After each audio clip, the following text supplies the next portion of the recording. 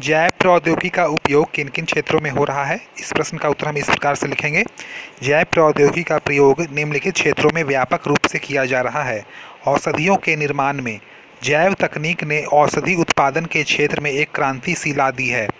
सर्वप्रथम 1982 में इस प्रक्रिया द्वारा इंसुलिन को प्राप्त करने में सफलता मिली, जिसका व्यापारिक नाम ह्यूमलिन रखा गया।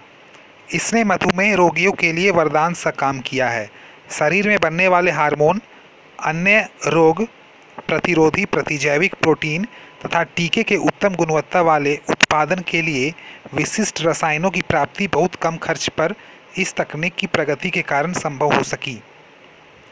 कृषि के अपशिष्ट पदार्थों में महत्वपूर्ण रसायन बनाने, एंटीबायोटिक दवाओं, विटामिन एवं स्टेरॉयड के निर्माण में तथा औद्योगिक उत्पादों के संरक्षण हेतु एवं प्रौद्योगिकी का बृहद उपयोग किया जा रहा है।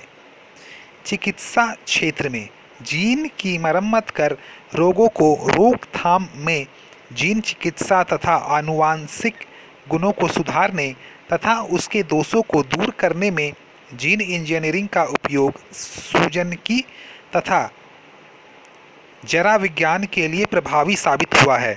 भ्रूण प्रतिशोधन की तकनीक ने पशुओं की अच्छी प्रजातियों की तेजी से वृद्धि की है तथा अनेक रोगों का सफल इलाज किया है। पशुधन संवर्धन में जैव प्रौद्योगिकी का विभिन्न विद्याओं यथा भ्रूण स्थानांतरण, परख नली निषेधन, भ्रूण परिवर्धन, विकनन आदि द्वारा पालतू पशुओं की दशा में कई तरह के सुधार लाए जा रहे हैं। BST एक ऐसा कृत्रिम हार्मोन है जो गाय अथवा भैंस के दूध की मात्रा बढ़ा देती है। खाद्य सामग्री, ईंधन तथा रसायन उद्योग में जैव प्रतिकारकों के प्रयोग में से बहुत थोड़े समय में कम लागत तथा कम श्रम द्वारा पौष्टिक एवं परिष्कृत खाद्य सामग्रियों का उत्पादन संभव हो सका है। जैव प्रौद्योगिकी द्वारा शैवाल एवं जीवाणुओं में मूलभूत परिवर्तन करके उन्हें संवर्धित तथा परिष्कृत करने में मदद मिली है। किण्वन प्रक्रिया द्वारा अनेक रसायनों, ईंधनों आदि के उत्पादन में सुधार लाया जा सका है। खेती, बागवानी एवं वन विकास में जैव प्रौद्योगिकी द्वारा अब नए तथा उपयोगी गुणों को कुछ ही समय में अलग करना संभव हो गया है। इससे विभिन्न पौधों के हाइब्रिड भी तैयार किए जा रहे हैं। उदाहरणार्थ, जैव प्रौद्योगिकी का प्रयोग का सनबीन नामक विलक्षण गुणों वाले एक पौधे का विकास फ्रेंच बीन तथा सूरजमुखी दोनों के जीनों को मिलाकर किया गया है। पर्यावरण संरक्षण में जैव रासायनिक खनन एवं औद्योगिक अपशिष्ट पदार्थों के उपचार की जैव प्रौद्योगिकीय प्रणालियों पर्यावरण संरक्षण में काफ़ी मददगार साबित हुई है। खनिजों से धातुओं के निष्करण में अयस्कों की उपयुक्त घुलनशील स्वरूप प्रदान करने के लिए अनेक प्रकार के जीवाणुओं का प्रयोग किया जाता है। यह प्रक्रिया पर्यावरण संरक्षण एवं प्रदूषण नियंत्रण की दृष्टि से काफ़ी महत्वपूर्ण है।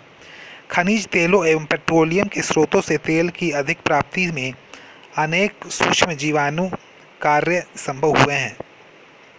जनसंख्या नियंत्रण में जैव प्रौद्योगिकी पर आधारित अनेक गर्भ निरोधकों के निर्माण की संभावना बनी है, जिससे जनसंख्या की भीषण स्थिति से निपटने में सहायता मिल सकती है। DNA फिंगरप्रिंटिंग में DNA फिंगरप्रिंटिंग जैव प्रौद्योगिकी के क्षेत्र की विलक्षण तकनीक है, जिसका उपयोग सामान्यतः अपराध अनुसंधान क्रम में वास्तविक अपराधियों को पकड़ने में किया जाता है। इस तकनीक से अपराधियों के वंशज अथवा संपत्ति में अनेक DNA की संरचना के अध्ययन द्वारा वास्तविकता का पता लगाया जाता है। जैविक खाद का विकास। जुलाई 1999 में टाटा एनर्जी रिसर्च इंस्टीट्यूट ने एक ऐसे जैविक खाद की खोज की है जिसका नाम मार्को राजा है, जो सब्जियों, फसलों, वृक्षों तथा फलों की उत्पादकता को बढ़ाने में सक्षम हो सकेगी। माइकोराजा वस्तुतः कवकों का मिश्रण होता है जो स्वयं को पौधों की जड़ों से संबंधित रखकर उनसे एक तरह का सहजीवी संबंध बना लेता है। वे वायुमंडल से नाइट्रोजन लेकर उसे पौधों के लिए उपयोगी बनाने का काम करते हैं।